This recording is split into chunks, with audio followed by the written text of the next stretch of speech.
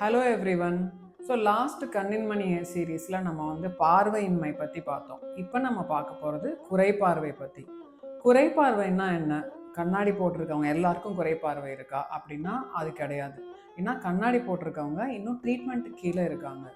Whereas எல்லா treatment ஆப்ஷனும் fail ஆகிடுச்சு, இதுக்கு மேலே பார்வை இம்ப்ரூவே ஆகலை அப்படின்னும் போது அதை நம்ம குறைபார்வைன்னு சொல்லுவோம். இதை நம்ம எப்படி மெஷர் பண்ணுவாங்க அப்படின்னா பார்வையோட துல்லியம், விஷுவல் அக்யூட்டின்னு சொல்லுவாங்க, அண்ட் பார்வையோட விஸ்தரிப்பு, விஷுவல் ஃபீல்டுன்னு சொல்லுவாங்க. அதை கொஞ்சம் பேருக்கு சென்ட்ரல் விஷன் தெரியாது, கொஞ்சம் பேருக்கு பெரிஃபரல் விஷன் தெரியாது, இதில் கொஞ்சம் வேரியேஷன்ஸ் எல்லாம் இருக்குது.